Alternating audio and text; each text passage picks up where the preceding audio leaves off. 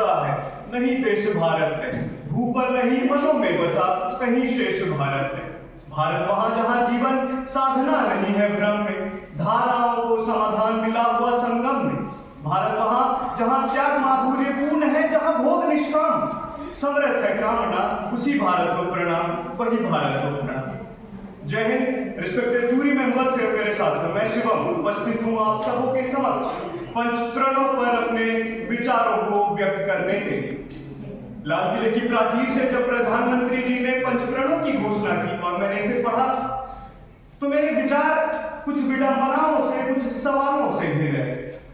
मसलन कि हमारा पहला प्रण भारत को 2047 तक विकसित राष्ट्र बनाने का बात कहते हैं और निस्संदेह इस ओर हम काफी अग्रसर हैं। आज भारत का इंफ्रास्ट्रक्चर बदल रहा है, भारत काफी तेजी से निर्माण कर रहा है। परंतु एक और जहां दुनिया का सबसे बड़ा सोलर विंड पार्क भारत में है, वहीं उन आदिवासी गांवों तक आज भी बिजली पहुंच नहीं है। आज जहां भारत में सबसे ऊंचा मोटरेबल रोड है, वहीं उन गांवों पर जाने के लिए वही पुरानी पगडंडियां नजर आती हैं। साथियों, जहां राष्ट्र का इंफ्रास्ट्रक्चर बदल रहा है, वहीं राष्ट्र स्तर के खिलाड़ियों के मकान कच्चे नजर आते हैं। यदि हमें भारत में विकसित राष्ट्र बनाना है तो भारत को के गांवों को विकसित करना पड़ेगा, वहां रहने वाले उन किसानों को विकसित करना पड़ेगा। आज संपूर्ण विश्व भारत की ओर देख रहा है। हमारा दूसरा प्रण गुलामी की मानसिकता यानी कॉलोनियल माइंडसेट से दूरी की बात करता है। आप हमें बताएं कि जब तक हम विदेशी वस्तुओं को, विदेशी विचारधाराओं को, पश्चिमी सभ्यताओं को अपना गौरव का विषय मानते रहेंगे तो क्या ये तब तक संभव है? मसलन कि आज के समय में एप्पल का हैंडसेट होना समाज में स्टेटस सिंबल के रूप में देखा जाता है, या कोई विदेशी ब्रांड का कपड़ा कि फला ब्रांड का है, या कि ये तो इंपोर्टेड है। साथियों, अच्छा हो बुरा हो, इतिहास अपना मूल्यांकन करता है। इसी क्रम में हमें हमारी विरासत पर गर्व करने की बात हमारा तीसरा प्रण बतलाता है। जहां हमारे पूर्वजों ने हमें ऐसी विरासत दी है जिस पर आज हम गर्व कर सकते हैं।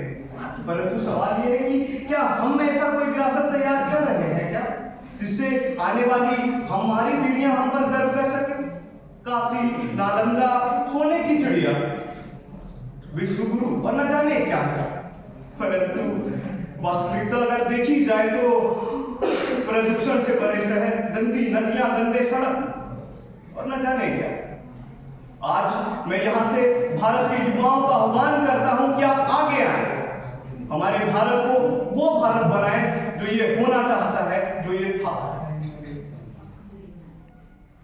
अगली कड़ी में हमारा चौथा प्रण एकता और एकजुटता का प्रण है।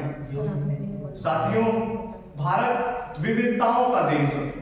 हमारी अनेकता में एकता हमारा गर्व है, हमारा गौरव है, हमारी गरिमा रही।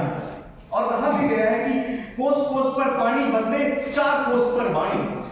परंतु सामाजिक असमानता के इस दौर में जहां देश जाति, धर्म, पंथ, मजहब में बटा नजर आता है, हमें हमारी ये संकल्पना कहीं धूमिल होती नजर आती है। बहुत आसान हो जाता है ब्लेम करना सरकार को, प्रशासन। मसलन सड़क पे गंदगी बहुत हो गई है, ट्रैफिक बहुत हो गया है, गंदगी बहुत हो गई है, परंतु प्लास्टिक का उपयोग हम फिर भी कम नहीं करेंगे। या कि प्रदूषण का स्तर खतरे के निशान से काफी ऊपर बढ़ गया है, परंतु सड़कों पर गाड़ियों की संख्या कम नहीं हो। साथियों, ये पंचप्रण नूतन और पुरातन के सहअस्तित्व का पंचप्रण है।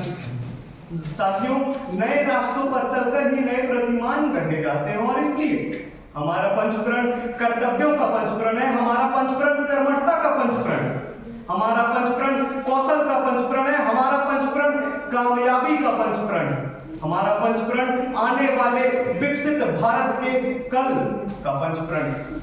बहुत बहुत धन्यवाद।